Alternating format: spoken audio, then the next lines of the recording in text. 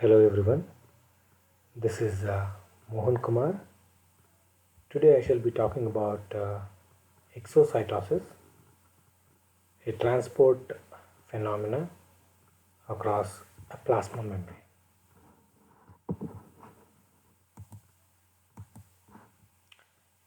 Exocytosis, it is a process which is used to transport materials from inside the cell to the external part of the cell by use of energy. If you look at this picture, we would know it, where we see a vesicular structure carrying materials being excised out from the cell to the outside. So exo is the external part of the cell or outside the cell. Cytosis is a transport mechanism. So here in exocytosis, the material gets transported from inside the cell to the outside the cell. So I have put two more pictures where we see here a virus being exocytosed from a cell. A close perspective here where virus is getting released. So more precisely, exocytosis involves a special vesicle bound to the cell membrane containing the cellular particles that has to be expelled out of the cell. So this mechanism is actually used in the removal of waste materials from the cell, hormone transportation, protein transportation, for chemical signaling and signal transduction in a whole, and also it can happen between the cells and also the construction of the cell membrane.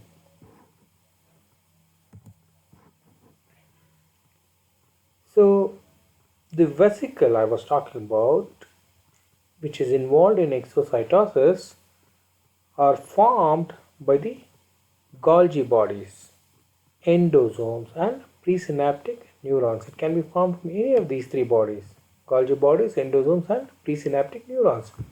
These vesicles fuse with the cell membrane and they can either be complete or temporary vesicles depending on their function.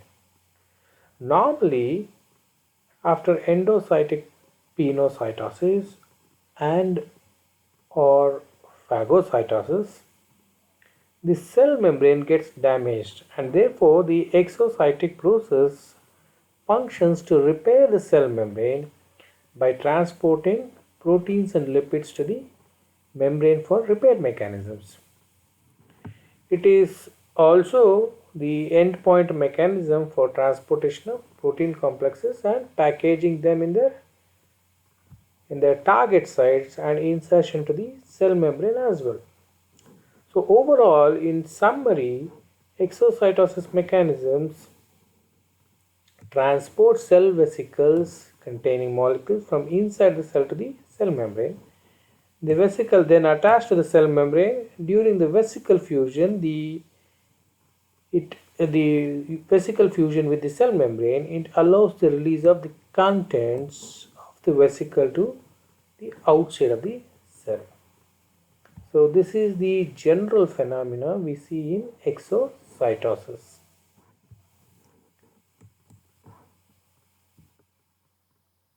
So talking about exocytotic or exocytotic vesicle,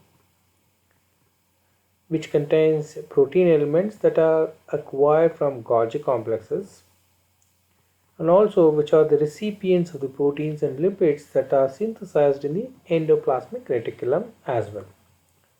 The Golgi complexes function is basically to sort and modify proteins and store them within the secretory vesicles, which buds off at the trans phase of the Golgi apparatus.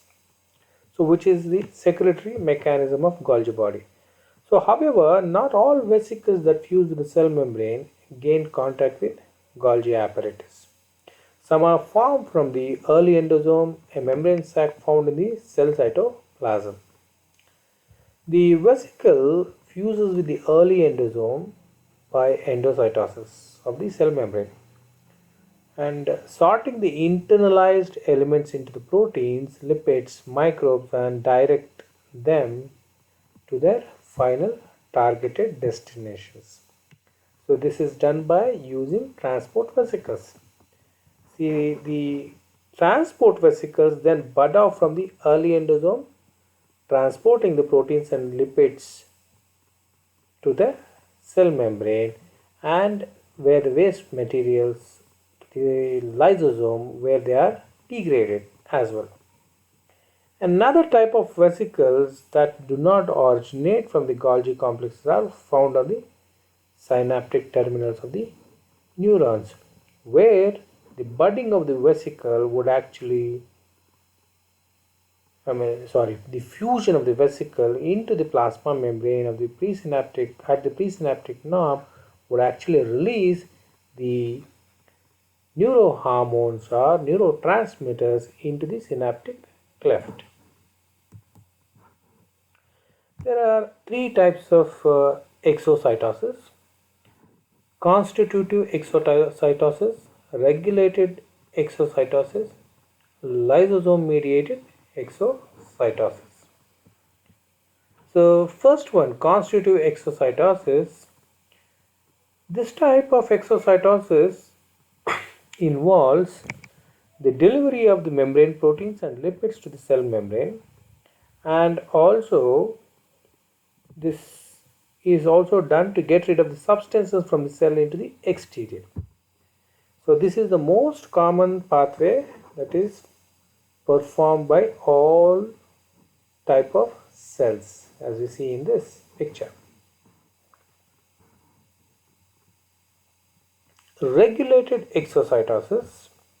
This mechanism is common among the secretory cells whose primary role is to store hormones, digestive enzymes and neurotransmitters. The secretion of these products must be triggered by an extracellular signals to initiate the formation of secretory vesicles, which fuse with the cell membrane for a long time to allow the release of the cell contents out of the cell into the exterior. So after delivery, the vesicles are reformed and returned to the cytoplasm. So it gets recycled out.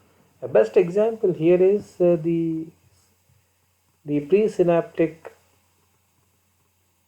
part of the neuron where the neurotransmitters are loaded into the synaptic vesicles gets triggered by the entry of calcium. So after a certain threshold of calcium entry into the cytoplasm would activate the synaptic vesicle to exocytose or to go and unload near the cell membrane.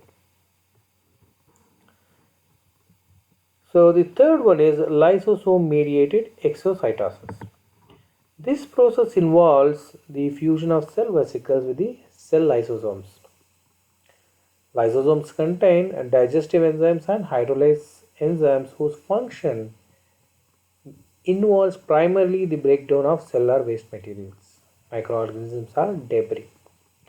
The lysosome carries the elements that have been broken down onto the cell membrane where it fuses with the cell membrane, releasing its elements into the extracellular cell matrix.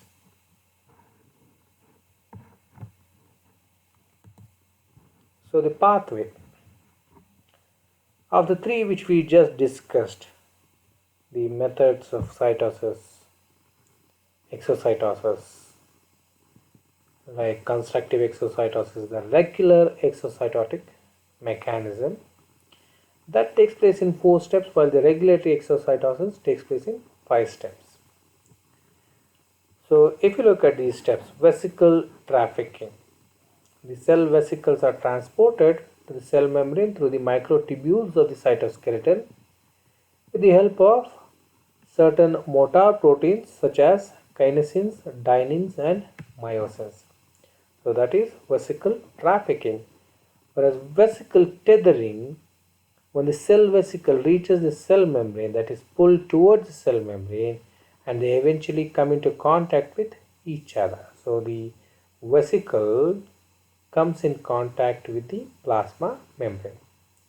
Docking. So the vesicle docking, more precisely, this is the attachment. So they come in contact and they attach to the cell membrane. So this would initiate the merging of the phospholipids of the vesicle membrane with that of the cell membrane. As we can see here in this picture, the vesicle being transported, that is vesicle trafficking, and the vesicle coming into the vicinity of the plasma membrane and touching it is actually tethering, while docking would actually allow the vesicle exocytotic vesicle to fuse and to initiate the merging of the phospholipids. So the next step is the priming, vesicle priming. Well, this step takes place in the regulated exocytosis and not in the constitutive exocytosis. This is specific. So there are modifications that takes place in some of the cell membrane elements for exocytosis to happen, which would actually assisted by the signaling processes that trigger exocytosis. So the priming is little limited to certain type of exocytosis only, whereas fusion upon docking is normal. So there are two types of fusion we see: complete fusion and temporary fusion. A complete fusion involves a full fusion of the vesicle membrane with the lipid cell membrane by the use of ATP currencies. And also they use energy to separate both the vesicle membranes and the cell membranes after the cell content is actually being released. While in temporary fusion, or it's also called as kiss and run fusion, where the vesicle would come and tether, dock, and then release the contents and run back. The vesicle basically fuses with the cell membrane for a period of time to allow the formation of the fusion pore for releasing the cell content to the exterior of the cell. The vesicle then detaches from the cell membrane, where it reforms and returns to the cell cytoplasm for recycling again. So these are the pathways we see in a normal exocytosis, or it's also called as regular exocytosis. Examples of exocytosis. A very good example of exocytosis is in the transportation of glucagon from the pancreas in the islet of Langerhans into the liver, where they are broken down into glycogen, which is further broken down to glucose, which is simple for absorption. The glucose is then released into the bloodstream. In the islet of Langerhans, the glucagon and insulin are stored in the secretory vesicles of pancreas, which is quite well known. When the glucose levels in the bloodstream are low, glucagon is secreted by the islet of Langerhans. So specifically the alpha cells of the islets would release or secrete the glucagon, so which is carried by the secretory vesicles into the liver cells, where they are released by exocytosis for further processing and utilization. The pancreas also releases some digestive enzymes by exocytosis. The other exocytosis process include the synaptic vesicle exocytosis, where a synaptic vesicle, which is filled with neurotransmitters in the presynaptic neuron, fuses with the presynaptic membrane, releasing the neurotransmitters into the synaptic cleft, that is the gap between two neurons, and the neurotransmitters can then bind to the receptors on the postsynaptic neuron, so thereby continuing an action potential or a signal from one cell to another cell. These are two good examples for exocytosis. Thank you very much for your patience listening. Any doubt, you can leave a message on my personal WhatsApp number or you can leave it in the comment box. Thank you.